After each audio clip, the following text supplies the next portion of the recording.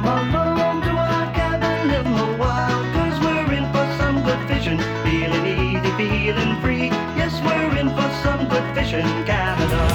The Rocky Mountains to the Maritimes, set your reel and cast your line. Come on, let's go fishing, Canada. I love it, dude. River, creek, lake or stream, and everywhere in between. Come on, let's go fishing, Canada. The Fishing Canada Show is brought to you in part by Coleman, the outdoor company, Muskol, serious bug protection, Prince Craft Boats, the more you know, the better we look, and Mercury, #1 on the water.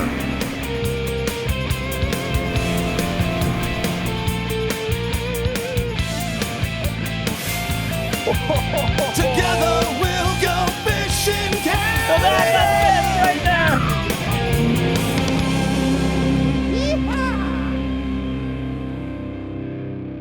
If you were to take a poll around the Fishing Canada office, a couple of things would prevail.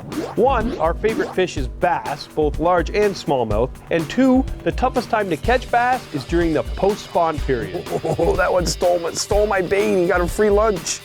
Look. You little son of a...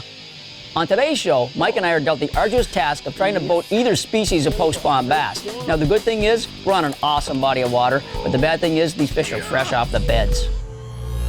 The lake we're on today is small at about 100 acres and has a maximum depth of around 72 feet. The shoreline varies from swampy lowlands to granite rock cliffs which plummet into deep water. Both species of bass can be caught from opening weekend to closing day on this great little body of water. When I'm fishing a lake with great potential, I always start the day with super high hopes, even though we're here at the worst time possible. We know where the fish are, we just have to make them bite. Pete and I are going to attack different parts of the lake and use very different patterns. Pete's going to use some finesse tactics like Shaky and Whacky worm rigs for largemouth, while I throw tubes, craws, and weight baits for smallies.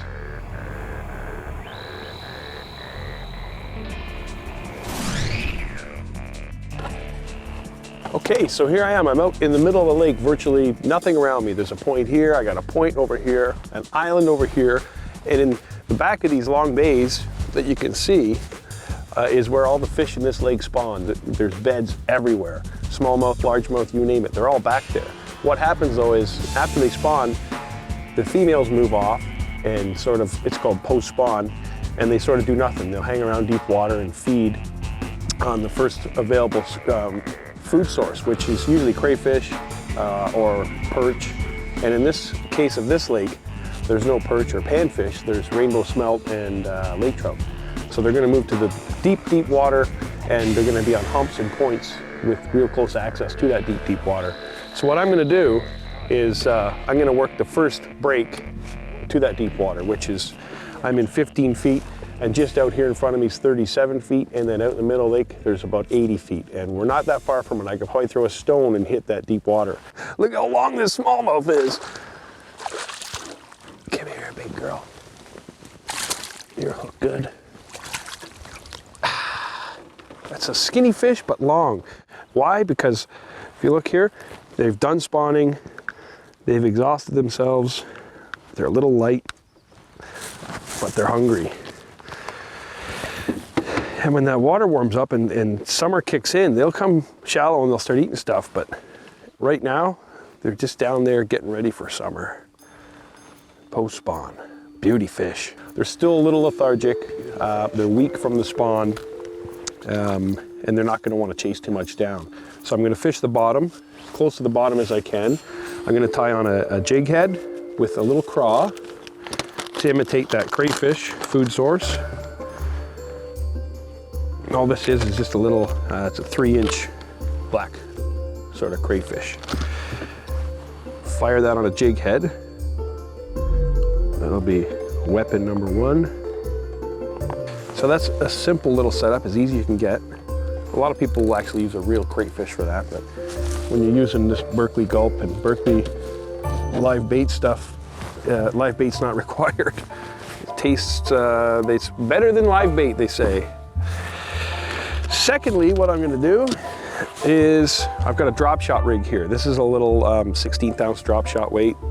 And I've got a small octopus hook here about a foot up from it. So I'm gonna be just off the bottom with this. And what I'm gonna do with that is put a leech on it. And again, not a real leech. It looks like a real leech, but it's this yummy stuff right here.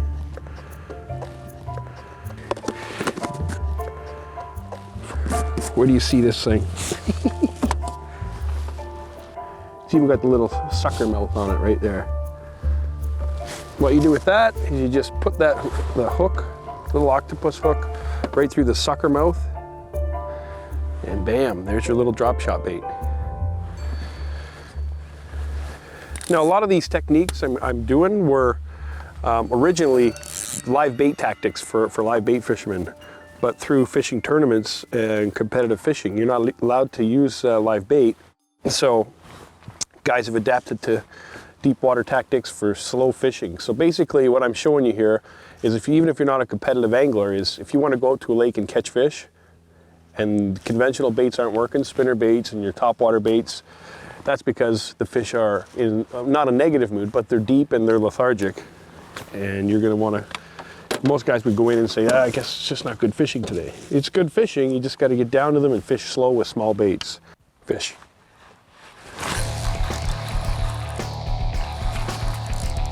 Must be little ones. Look at this, it's gonna go right past everybody here. Maybe it's not little. Oh, it looks good from here. Nice, decent smallie though. Look at him spitting out stuff. That thing was heading for the middle of the lake.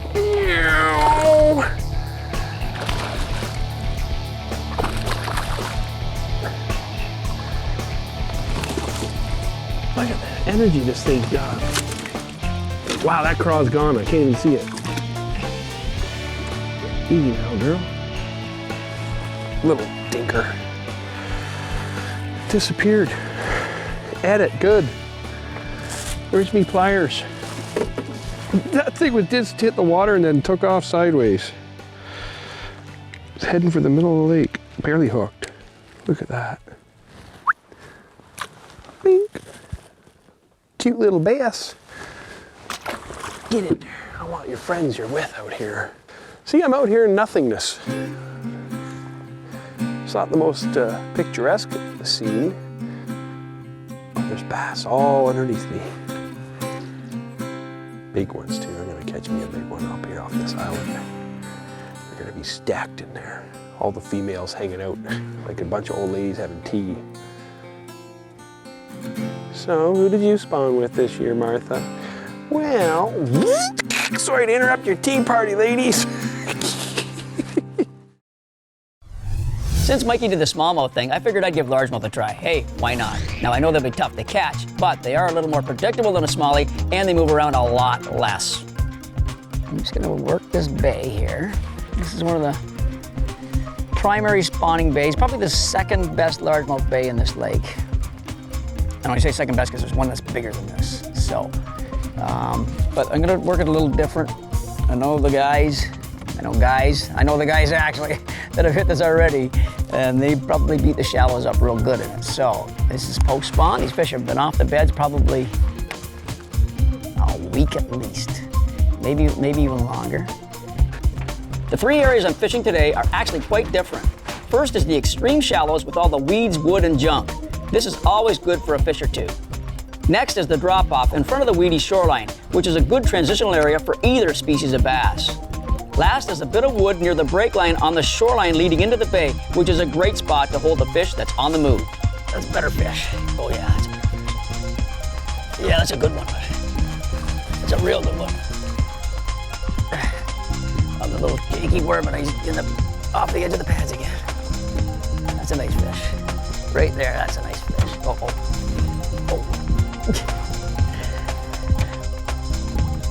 Oh yeah, that's a great largemouth right there. Come here, mama. I might want to net him, or I can probably lift him. Good looking fish. Come here, bud. Where are you?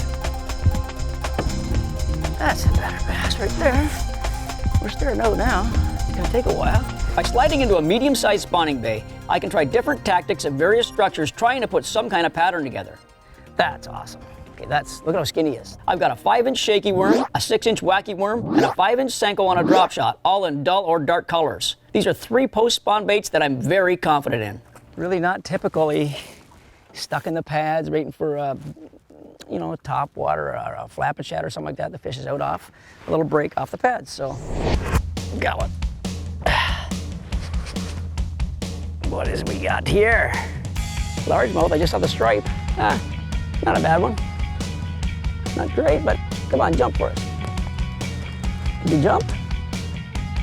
Come on. Oh, these fish look gorgeous in this clean water. Northern Ontario water, look at that. You see the look of that fish right there. Look at that. There's a little jump. Not much of a jump. He ate that down. He ate my worm. Oh, big time. Oh boy. Oh boy. Good looking fish. Nice, typical fish. That's the kind I'm really after today. Is that guy hooked right in the top of his mouth. I'm hoping for bigger, but expecting. I'd like to catch a boatload of those. Probably won't, but that's just a nice typical largemouth bass on almost any lake. In Ontario, at least. I pulled into the back of a bay just out in front of the weed bed. There's a break there that goes from 5 to 15 feet of water, which is absolutely perfect for post-spawners. The odd thing about an area like this is the big fish could school up there one day and be gone the next. In fact, they could be there for an hour and then gone. This truly is a crazy time of year to try and put something consistent together. Oh, I got it right there. Look at that fish. That is scary. That's an invisible, oh no. That's an invisible fish. Oh, she's caught all this heavy stuff. Oh, she's out. No, she's not out. Look at this. I gotta get this fish in the net quick. She's gonna jump. How am I gonna do that? Scoop her like that. Look at my line. The yo-yo technique. That's bizarre. That is totally bizarre. I come into the pad.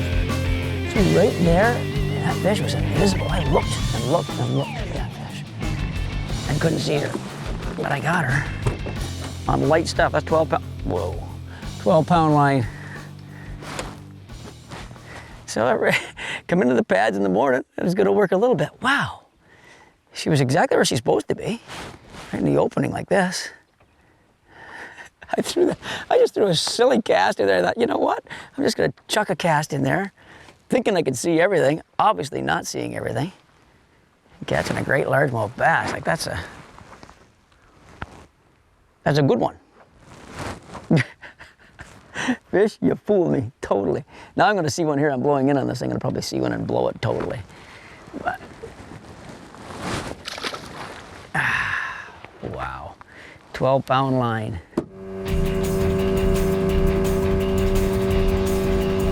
I started fishing a 12-foot break line adjacent to a spawning area that was just loaded with fish. Unfortunately, they were all small ones, and big fish didn't get a chance to get to my bait. When you're faced with a situation like this, you have to think to yourself, do I stay and try and catch 20 tiny fish in hopes of getting a big one? Or do I move on and look for another area? When I make a move like the one I just did, I try to keep in mind that certain presentations consistently work. I was going to stick with the slow craw and the drop shot rig, but I was going to add one of my favorite early season bass presentations, a wake bait. This little bad boy, you can reel it as fast as you want, and it just stays under the surface. It leaves a trail of destruction behind it. With the average crankbait, the harder you reel, the deeper the bait goes. With a wake bait, it stays just below the surface, and the speed of the retrieve only dictates the speed of the lure.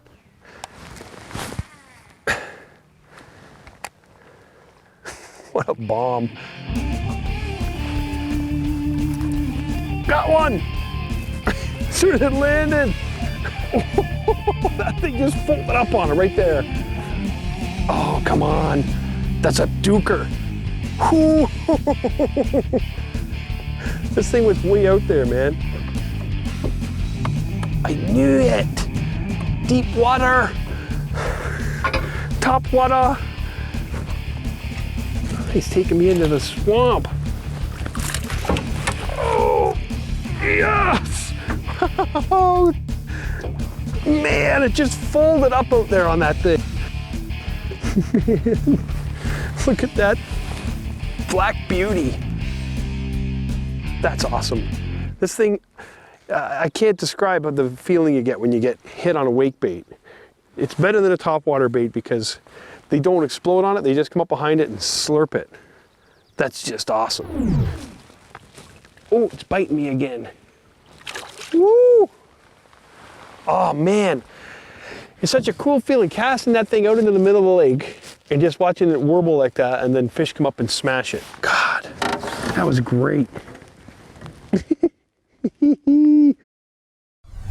Time is probably the biggest downfall when you're fishing for any species during the post spawn. Eventually though, you should be able to figure the fish out. Now, since I'm on such a small portion of the lake, time is definitely on my side.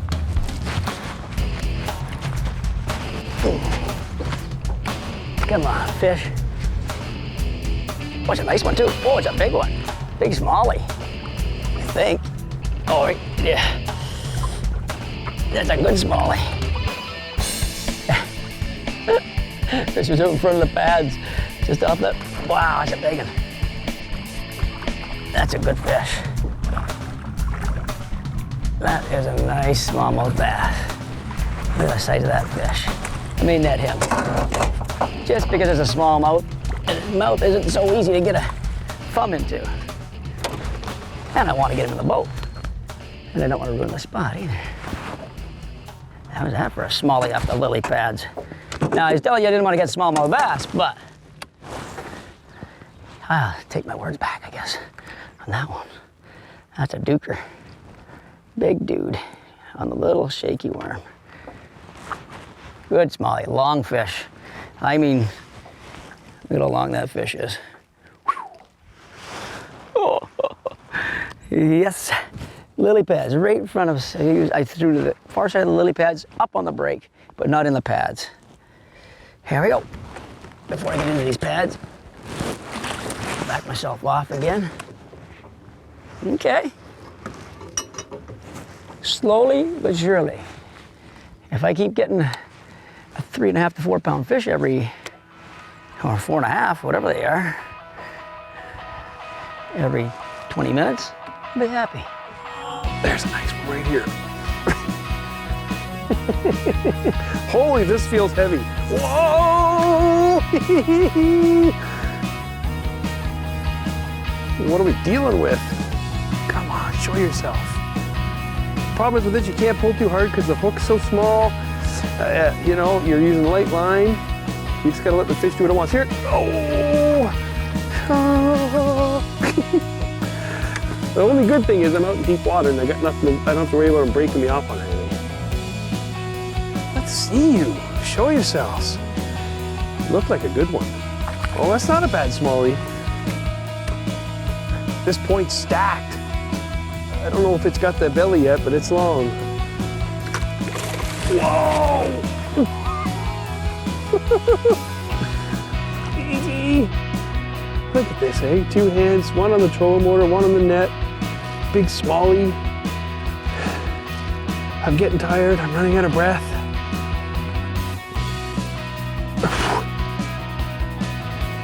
Okay, this is it, this is it. I think I got this fish here. Yeah! What a porker! I gotta catch my breath here. Now, see what I'm talking about here is all these fish are in this deep water. You can see how skinny this fish is. It's probably just gonna start feeding for summer.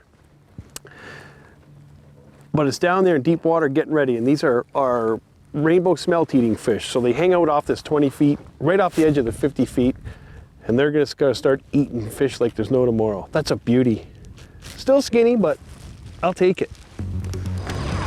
Fishing Canada Hotspots, the ultimate fishing guide presents Getting There. Today's hotspot is a shoreline leading into the largest spawning bay in Hasty Lake. The waypoint on your screen will take you right there. As with most early season bass fishing, definitely cast close to shore. However, do not neglect firing random casts directly away from the shore. Post-spawn fish cruise randomly for whatever reason, and sometimes a cast into the wild blue yonder will pay big dividends. For more hotspots like this one, check out our website. To get to Hasty Lake, we took Highway 400 north to 69 north and then took Highway 17 west. We traveled west to Algoma Mills and then to Lozon Aviation on Lake Lozon. From there, it's a quick float plane trip into the Great Cottage on beautiful Hasty Lake. Lozon Aviation is a family-owned company that's been in business since 1959. They offer 9 fly-in cabins on 9 different lakes. The flights are anywhere from 5 to 20 minutes each way. Visit fishingcanada.com for more details. Fish in Canada was brought to you in part by the Rocket Fishing Rod, MyOutdoorTV.com, outdoor television on the internet, Stearns, the life jacket experts, and RadioWorld.ca. Closed captioning provided by Ontario Tourism. Go fish in Ontario.com. For more Fish in Canada, visit fishingcanada.com.